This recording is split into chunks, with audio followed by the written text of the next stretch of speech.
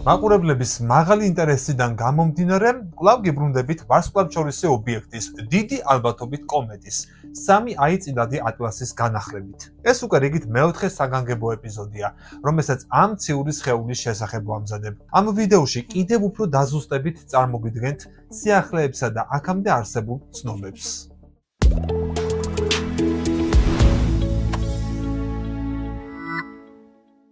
როგორც წინა ეპიზოდებიდან თუ კოსმოსური სიახლეებიდან ვიცით, კომეტა 3i წინადი ატლასი ჩვენს მზის სისტემაშია. ახლა ოქტომბრის ბოლოა, ვარსკვლავთშორისი ობიექტი დედამიწასთან ყველაზე ახლოს კი დეკემბერში აღმოჩნდება. მთელი ნოემბრის განმავლობაში ევროპის კოსმოსური სააგენტოს ESA-ს ხომალდი ჯუისი კომეტაზე აქტიურ დაკვირვებას გააგრძელებს, რასაც ვერ ვიტყვით NASA-ზე, სამწუხაროდ, რადგან შეერთებულ შტატებში არსებული ეგრეთ წოდებული სამთავრობო შატდაუნის გამო ამერიკის კოსმოსური სააგენტო თანამშრომლების შეზღუდული რაოდენობით მუშაობს. დღევანდელი ცნობებითაც გიდასტურებთ, რომ 2025 წლის ივლისში აღმოჩენილი კომეტა, რომელიც შორეული კოსმოსიდან შემოიჭრა ჩვენს მზის სისტემაში, არანაირი საფრთხეს არ უქმნის დედამიწას ან მის მეზობელ პლანეტებს. NASA-ს მისიები ამ იშვიათი ვარსკვლავთშორისი ობიექტის შესწავლისათვის ერთად მუშაობენ. აერონავტიკის და კოსმოსური სივრცის კვლევის ეროვნული სამმართველოს ცნობით, კომეტის ზომასა და თვისებებს მთელი მსოფლიოს ასტრონომები იკვლევენ. ამ ეპიზოდში გავიგოთ უფრო მეტი ამ კომეტის შესახებ და კიდევ ერთხელ შევაფასოთ მის ირგვლივ არსებული ინფორმაცია. ცოტა მხატვრული ელემენტებით შევუვლიოთ.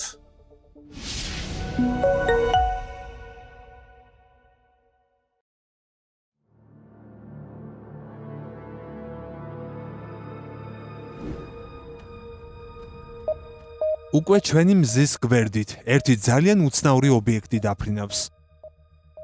ზუსტად არ ვიცით რა არის ეს, ან რას გააკეთებს. ახლა მას ვეღარც ვხედავთ. თუმცა ამ ობიექტს უკვე თვეებია ყურადღებით ვაგვირდებით. მას სახელი დავარქვით 3i ატლასი, ხოლო წოდება ვარსკვლავთშორისი კომეტა. ამ ახალი სტუმრის შესახებ, რომელიც ჩვენს მზის სისტემაში გამოჩნდა, უკვე საკმაოდ ბევრი რამ ვიცით.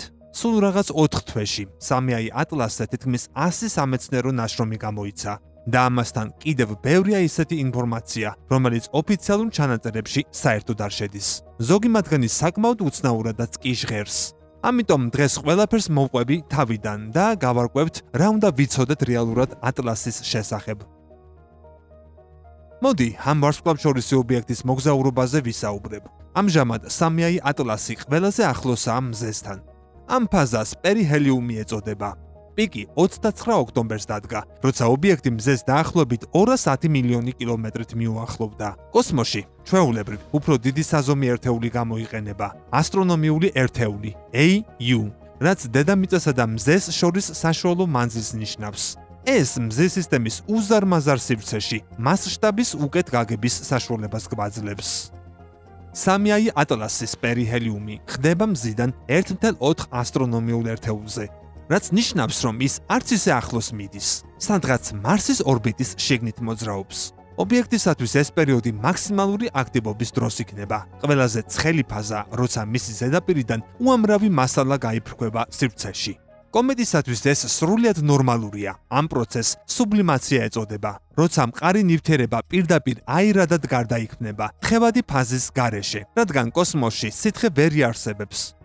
სწორედ სუბლიმაცია აძლევს კომეტას მის ცნობილ გარეგნობას, ბურუსს და გრძელ კუდს. ბურუსი ანუ კომა შედგება აირებისა და მტვრისგან, რომელიც ობიექტის ზედაპირიდან ამოდის.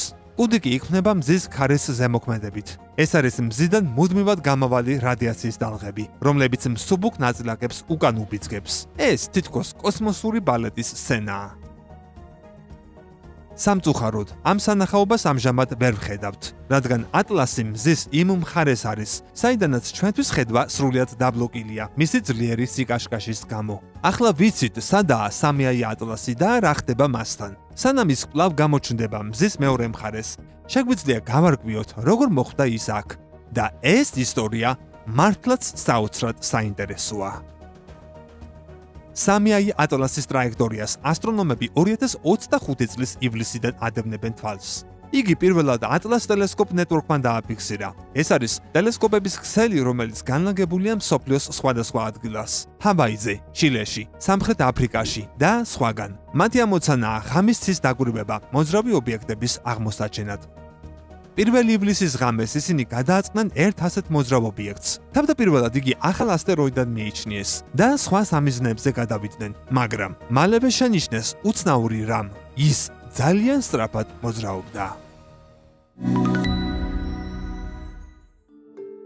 კოსმოსში ყველაფერი მოძრაობს. ყველა ობიექტი მზის გარშემო ბრუნავს, მისი გრავიტაციის გავლენით. რაც უფრო ახლოს ხარ მზესთან, მით უფრო სწრაფად უნდა მოძრაობდე, რომ ორბიტაზე დარჩე და მზეში არ ჩავარდე, ერთი სიტყვით. მაგრამ თუ სიჩქარე ძალიან მოიმატებს, შეგიძლია ამ გრავიტაციული ჭიდან ამოცურდე. გარკვეულ სიჩქარეზე კი სრულად გათავისუფლდები მზის მიზიდულობისგან და გადახვალ ვარსკვლავ შორის სივრცეში, იმ სიცარიელეში, რაც ვარსკვლავებს შორის არსებობს. როცა ასტრონომებმა ამ ახალი ობიექტის სიჩქარე გაზომეს, ისინი შოკში ჩავარდნენ. ეს იყო ყველაზე სწრაფი ობიექტი, რომელიც ოდესმე დაფიქსირებულა ჩვენს მზის სისტემაში. შევადაროთ, დედამიწა მზის გარშემო მოძრაობს 30 კილომეტრით წამში. მერკური, რომელიც ბევრად ახლოსაა მზესთან, 0.4 ასტრონომიული ერთეულის მანძილზე, დაახლოებით წამში 48 კილომეტრით მოძრაობს, რომ არ ჩავარდეს მზეში. ატლასის მიერ აღმოჩენილი ობიექტი კი წამში 58 კილომეტრით მოძრაობდა და იმ დროს ის ჯერ კიდევ იუპიტერის ორბიტის შიგნით იყო, მზიდან დაახლოებით 4.5 ასტრონომიულ ერთეულზე. ასეთი სიჩქარით აშკარა იყო, რომ ობიექტი პირდაპირ გავიდოდა მზის სისტემიდან და უკან აღარ დაბრუნდებოდა. ასეთ ტრაექტორიას ჰიპერბოლური ორბიტა ეწოდება, რაც ნიშნავს, რომ ის მოვიდა ვარსკვლავშორის სივრციდან და იქვე დაბრუნდება მზის სისტემის შემოვლის შემდეგ. მას სახელად დაერქვა სამიაი ატლასი, ანუ მესამე ვარსკვლავშორისი ობიექტი. ეს ნიშნავს, რომ მანამდე უკვე ორი მსგავსი ობიექტი გვქონდა. პირველი იყო ცნობილი ოუმუამუა, პირველი აღმოჩენილი ვარსკვლავშორისი სტუმარი, რომელიც საკმაოდ უცნაური აღმოჩნდა, თუმცა ატლასისგან სრულიად განსხვავებულია. მეორე კი იყო ორიაი ბორისოვი, შედარებით შეუმჩნეველი, რომელიც გარდა იმისა, რომ ვარსკვლავშორისი იყო, ჩვეულებრივი კომეტასავით იქცეოდა, ისე რომ სწორედ ამით გახდა უცნაურად არაუცნაური. არსებობს სამი მთავარი განსხვავება სამიაი ატლასსა და მის ინტერსტელარულ წინამორბედებს შორის. პირველი, ზომაა. ის ნიშნულოვნად უფრო დიდია. ოუმუამუა მაქსიმუმ 400 მეტრამდე სიგრძის იყო, ბორისოვი დაახლოებით 1 კილომეტრამდე სიგანის, ხოლო სამიაი ატლასი შესაძლოა 5.6 კილომეტრამდე იყოს. მეორე განსხვავება სიჩქარეა. ატლასი ორჯერ უფრო სწრაფად გადაადგილდება, ვიდრე ოუმუამუა და ბორისოვი. მესამე, მიმართულება, საიდანაც ეს ობიექტი მოვიდა და ეს ყველაზე უცნაური ფაქტორია.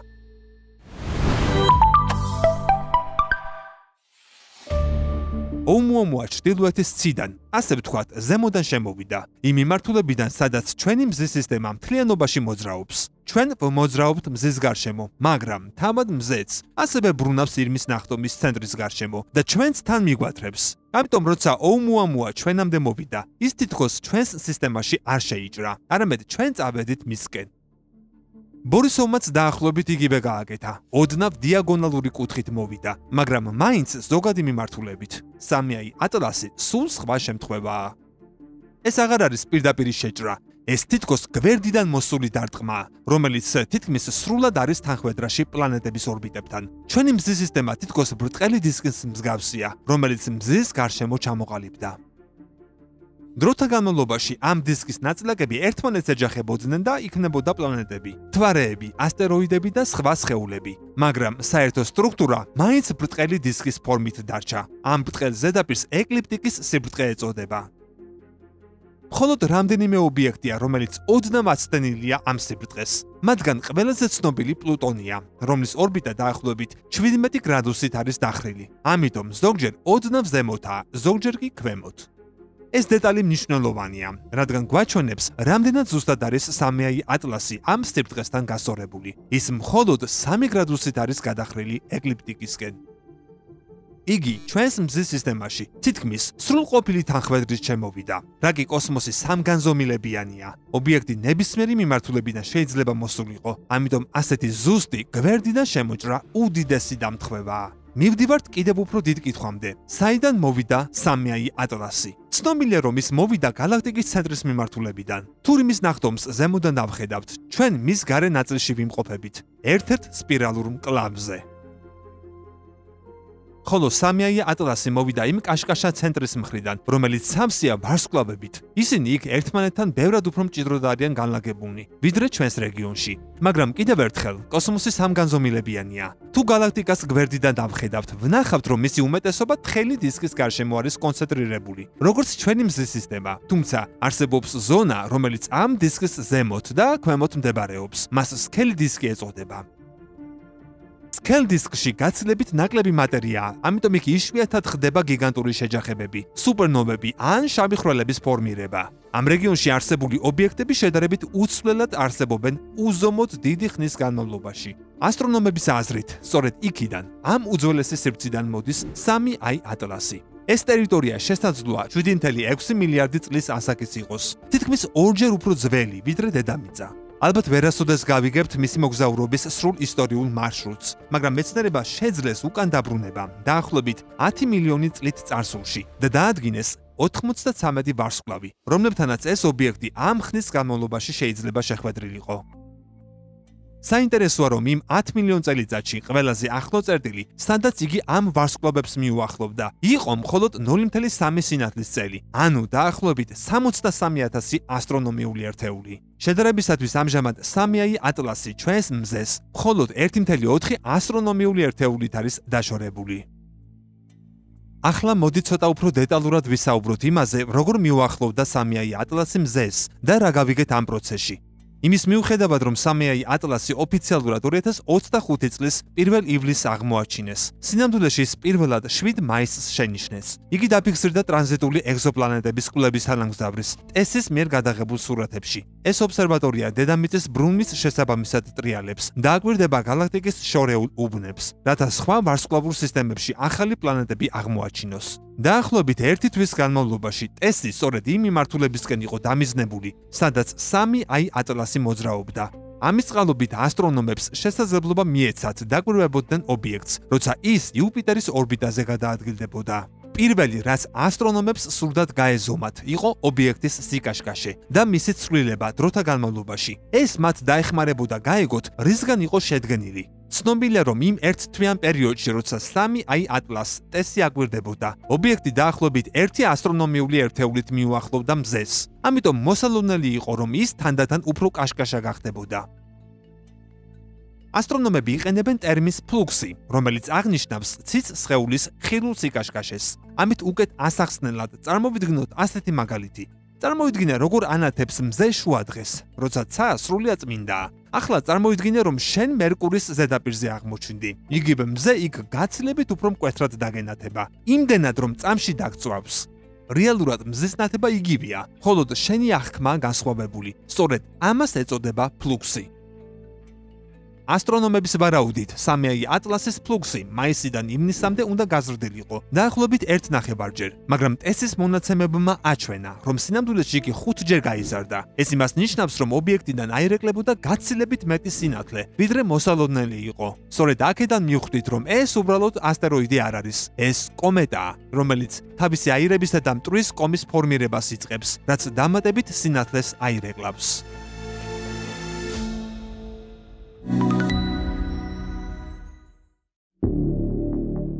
თუმცა ამ დაკვირვებას ორი უცნაური მხარეც აქვს.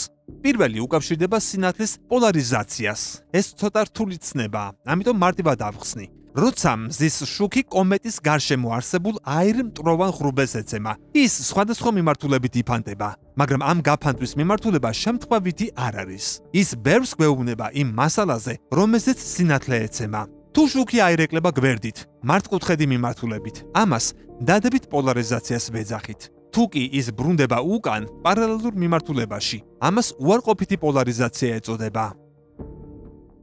კოსმოსში არსებული ობიექტების უმეტესობის პოლარიზაცია ძირითადად დადებითია, მათ შორის ვარსკვლავთშორისი ობიექტებისაც. მაგალითად 2i ბორისოვს დადებითი პოლარიზაცია ჰქონდა, მაგრამ 3i ატლასს უარყოფითი. და არა მხოლოდ უარყოფითი. მას ყველაზე ძლიერი უარყოფითი პოლარიზაცია გააჩნდა, რაც კოსმოსური ობიექტებისგან ოდესმე დაფიქსირებულა. ეს საკმაოდ უცნაურია და ეს მხოლოდ ერთ-ერთი მრავალი უცნაურობათაგანია, რომელიც 3i ატლასს ახასიათებს და გვიჩვენებს, რომ ყველა მზის სისტემა ერთნაირი არ არის, რაც ჩვენთვის ნორმალურია შესაძლოა სხვაგან უცნაურად ჩაითვალოს. და პირიქით, სხვა სისტემაში ნორმალური რამ ჩვენთან უცნაურად გამოიყურება.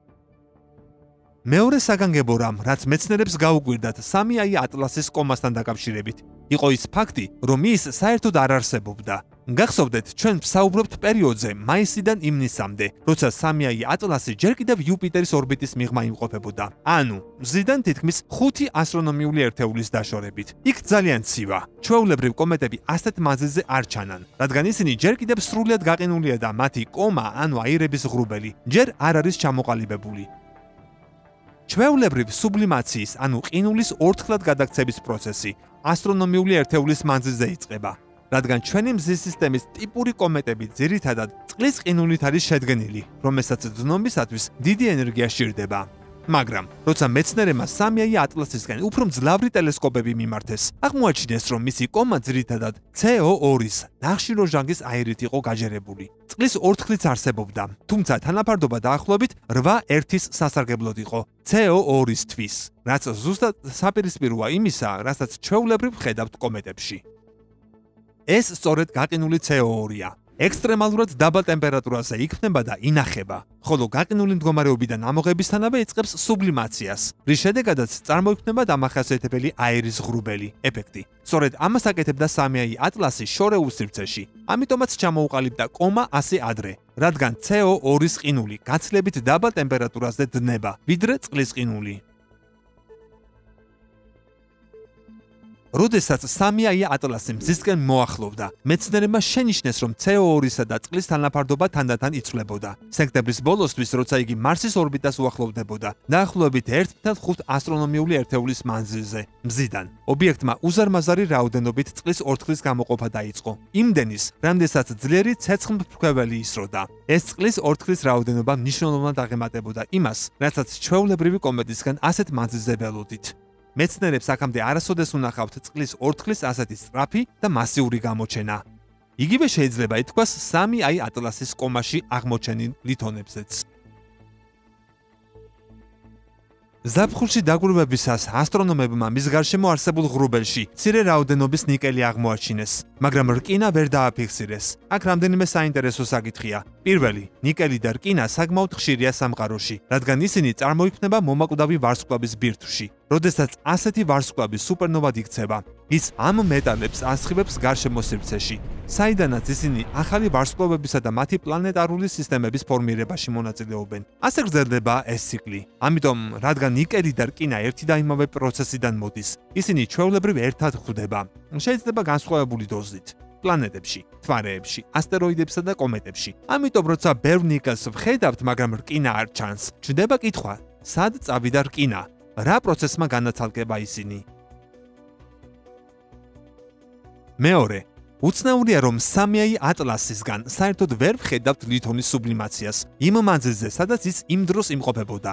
დაკვირვებისას იგი ჯერ კიდევ მარსის ორბიტის მიღმა იყო, ასტეროიდების სარტყლის რეგიონში, სადაც ძალიან ცივა. მაშინ როცა სუბლიმაციის პროცესი სითბოს შედეგად ხდება. CO2-ის შემთხვევაში ვიცით, რომ მას დნობისათვის ბევრი სითბო არ სჭირდება, მაგრამ ლითონთან საქმე სხვაგვარადაა. სამარაუდოდ CO2-ის ძლიერი გამოყოფა თან გაიყოლებდა ნიკელის ატომებსაც, თუმცა ეს მაინც ვერ ხსნის რკინის ნაკლებობას.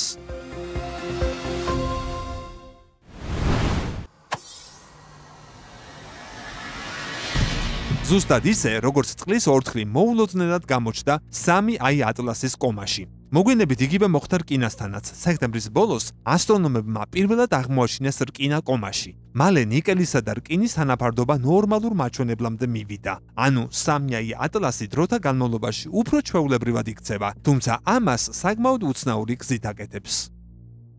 ახლა მის კუდზე ვისაუბრებ. ეს კიდევ ერთი რამაა, რაშიც 3i ატლასმა აქამდე ცნობილი კომეტებისგან განსხვავებული ქცევა აჩვენა. პირველად, როცა ზაფხულში კუდის ფორმირება შენიშნეს, ის არასწორი მიმართულებით იყო მზისკენ მიმართული. ეს უჩვეულოა, რადგან კომეტის კუდი ჩვეულებრივ მზის ქარის ზემოქმედებით წარმოიქმნება, რომელიც მზიდან შორს უბერავს. შესაბამისად, კუდიც იმ მიმართულებით უნდა მიემართებოდეს. ამ შემთხვევაში ასე არ მოხდა, რაც სავარაუდოდ იმით აიხსნება, რომ კომა ძალიან ადრე დაიწყო, მაღალი CO2-ის კონცენტრაციის გამო. როდესაც ობიექტი სუბლიმაციას იწყებს მზიდან დიდ მანძილზე, მზის ქარი ჯერ კიდევ არ არის საკმარისად ძლიერი, რომ გაზისა და მტვრის ღრუბელი მოაცილოს. ამიტომ ის ობიექტის თბილ მხარეს გროვდება, მზისკენ მიმართულ ნაწილზე, სანამ ქარი საკმარისად არ გაძლიერდება, რათა ჩვეულებრივი კუდი ჩამოაყალიბოს. სექტემბერში უკვე განვითარდა მოკლე კუდი, რაც საკმაოდ ნორმალურია. ყველა კომეტას არ აქვს გრძელი, შთამბეჭდავი კუდი, როგორც ილუსტრაციებშია ხოლმე ნაჩვენები. კუდის სიგრძე დამოკიდებულია კომეტის შემადგენლობასა და მზემდე მანძილზე. მაგალითად, 1997 წელს აღმოჩენილი ჰეილ-ბობი ცნობილი იყო გიგანტური კუდით, მაგრამ მაშინ ის მზესთან ძალიან ახლოს, დაახლოებით 0.9 ასტრონომიულ ერთეულზე იმყოფებოდა, რაც 3i ატლასზე ნახევარი ერთეულით ახლოსაა. შესაბამისად, სუბლიმაციაც და მზის ქარის ზემოქმედებაც უფრო ძლიერი იყო. ამ პერიოდში მივიღეთ 3i ატლასის ყველაზე ახლო დაგვირვება, მაგრამ არა დედამიწიდან, არამედ მარსიდან. 3 ოქტომბერს ობიექტი მარს 0.19 ასტრონომიულ ერთეულზე მიუახლოვდა. ესაა მისი ყველაზე ახლო გასვლა რომელიმე პლანეტის მიმართ. ეს ჩვენთვის სასარგებლო აღმოჩნდა, რადგან მარსის ირგვლივ უამრავი კამერაა, რომლებიც გადაღებისათვის გამოვიყენეთ. ესაა ფოტო, რომელიც მარსის ზედაპირზე მყოფმა პერსევერანსის როვერმა გადაიღო. ასე ჩანდა ობიექტი ღამის საში. ფოტო სრულყოფილი არ არის, რადგან როვერის კამერა ამ მიზნით არ არის შექმნილი. ამიტომ ასეთი სიშორის გამოსახულებისთვის კამერამ 20 წამიანი ექსპოზიციები გადაიღო. შემდეგ კი ისინი ერთმანეთზე დაადეს, რის შედეგადაც ობიექტი უფრო ზოლად ჩანს, ვიდრე მკაფიო წერტილად. სურათი გადაიღო ეგზომარსის ევროპულმა ზონდმაც, რომელიც მარსის ორბიტაზეა. აქ ობიექტი ცოტა უკეთ ჩანს, თუმცა მაინც ვერ ვარჩევთ ნათელ კომასა და თვითონ ზედაპირ შორის განსხვავებას. მეტი სიზუსტისთვის საჭირო იქნებოდა მარს რეკონაისენს ორბიტერის ტელესკოპის გამოყენება, ყველაზე მძლავრის მთელ მარსულ სისტემაში. მაგრამ ამ დროისათვის ეს ფოტო ჯერ არ გამოქვეყნებულა, თუ საერთოდ გადაიღეს. მიზეზი ისაა, რომ ამერიკის შეერთებულ შტატებში მთავრობის შიდა პოლიტიკური პრობლემების გამო NASA-ს მუშაობა დროებით შეჩერებულია ნაწილობრივ. საბედნიეროდ დრო ჯერ კიდევ გვაქვს, რადგან მზე ჩვენს ხედვას ბლოკავს დეკემბრის დასაწყისამდე, რის შემდეგაც შემძლებს დავაგვირდეთ, როგორი მოქმედა მზემ ობიექტზე. ყველაზე ახლო მიახლოება ერთ ასტრონომიულ ერთეულზე 19 დეკემბერს მოხდება, რის შემდეგაც 3i ატლასი უკვე მზის სისტემიდან გასვლას დაიწყებს. უკანასკნელი შეხვედრა ჯერ კიდევ წინ გვაქვს. 2026 წლის 16 მარტს ობიექტი 0.36 ასტრონომიულ ერთეულზე მიუახლოვდება იუპიტერს. იუპიტერის ირგვლივ კამერები ბევრად ნაკლებია, მაგრამ ერთი მაინც არის ზონდზე სახელად ჯუნო, რომელიც უკვე 10 წელზე მეტია პლანეტასა და მის თანამგზავრებს აგვირდება. სწორედ მას ექნება შანსი გადაიღოს 3i ატლასის ბოლო სურათი, სანამ ის საბოლოოდ გაქრება. ამ დროს ობიექტი გაცივებული და ნაკლებად აქტიური იქნება, თუმცა მზის ზემოქმედებამ შესაძლოა მასზე გარკვეული ცვლილებები გამოიწვიოს, რაც დამატებით ცოდნას მოგცემს ასეთ ინტერსტელარულ ობიექტებზე. სავსებით შესაძლებელია, რომ მისი უცნაური თვისებები საერთოდ არ გამომდინარეობდეს იმ ადგილიდან, სადაც ის წარმოიქმნა. ეს შეიძლება იყოს უბრალოდ გრძელი მოგზაურობისას მოგროვილი უცნაურობების შედეგი. ჯერჯერობით მხოლოდ ვარაუდობთ, მაგრამ მალე მეტი პასუხი და ალბათ მეტი კითხვაც გვექნება.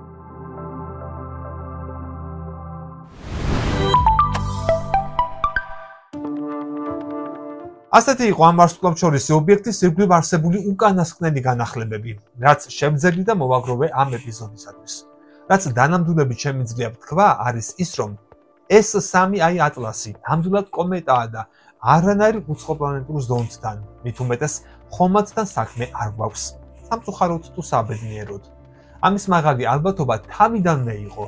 ამ დროის მონაცემებით 3i ატლასი ჩვენთვის საშიში არ არის. ის უბრალოდ ძალიან საინტერესო სამეცნიერო სამიზნეა, რომელიც საშუალებას გვაძლევს ინტერსტელარული კომეტების და სხეულების თვისებები უკეთ შევისწავლოთ. თუმცა კოსმოსური მეზობლების აღმოჩენით შემპყრობილ საზოგადოებას მცირე იმედი გვქონდა, სამწუხაროდ ამ ჯერზეც ჩაფლავდა ჩვენი მონოდინები არამიწიერ მეზობლების გაცნობასთან დაკავშირებით. არა უშავს, მთავარია რომ ინტერესი გამოვიჩინეთ შორეული სტუმარის მიმართ. რა თქმა უნდა, გარკვეული სიახლეები ჯერ კიდევ გველის ამ ობიექტის შესახებ. შენ კი გიცდი კომენტარების ველში შენი აზრის გამოსახადად. მოიწონე ეს ვიდეო და გამოიწერე კოდის YouTube არხი. ამით ძალიან დამეხმარებია. აბა, დროებით.